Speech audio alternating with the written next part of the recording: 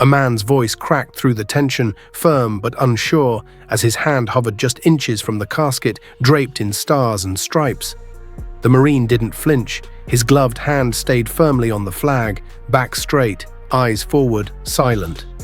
Passengers had paused mid-step. Conversations went mute. The air felt heavier than the weight of the world.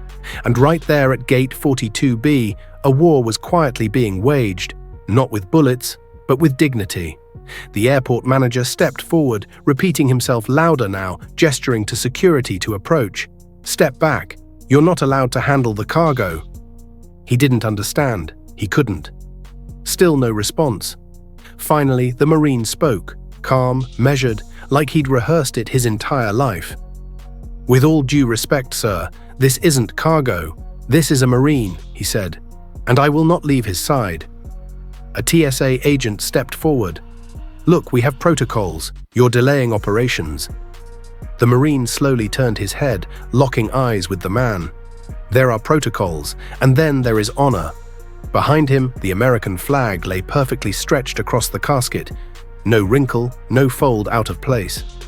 Beneath it, Corporal Jake Morrison, killed in action at 23, would never make it home on his own 2 feet. Jake wasn't just another soldier. He was his soldier.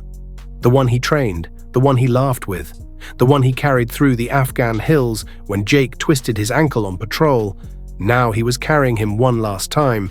The Marine Corps had assigned him as the escort, a sacred duty. No excuses, no interruptions, no letting go of the casket from the moment it left the plane until it was handed over to the family. But this airport, they didn't care. They were running behind. Luggage needed moving, gates needed clearing. What was one more box to push along the track? "Sir," the manager said again, clearly annoyed. "This is not a funeral home. We don't do ceremonies here. Either step aside or we'll remove you." He could have explained. He could have told them about the code, the centuries-old honor of guarding the fallen, the silence, the watch, the salute.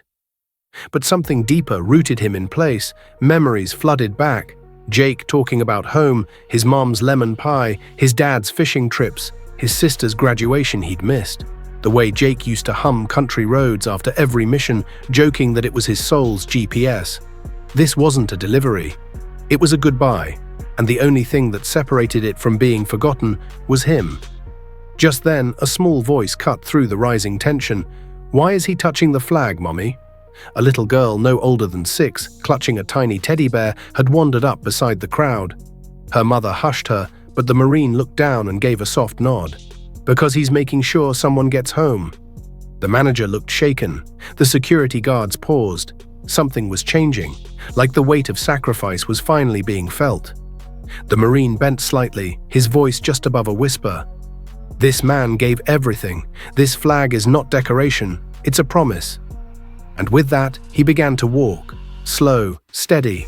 His hand never left the casket. He led the honor march through the terminal, not because the airport gave him permission, but because duty didn't ask for it. People began to stand, hats came off, hands went over hearts. A veteran in a wheelchair saluted, tears streamed down cheeks.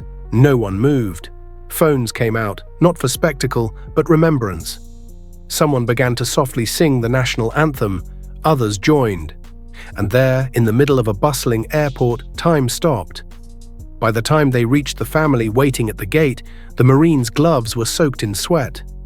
His spine ached, his throat burned, but he didn't waver. The mother collapsed into tears the moment she saw the casket.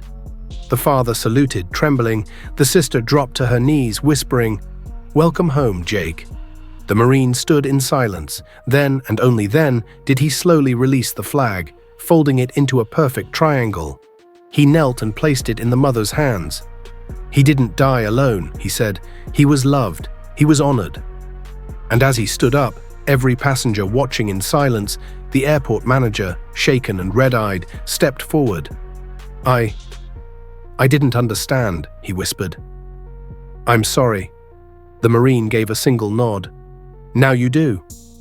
Applause broke out, not loud, but slow, respectful, a chorus of realization echoing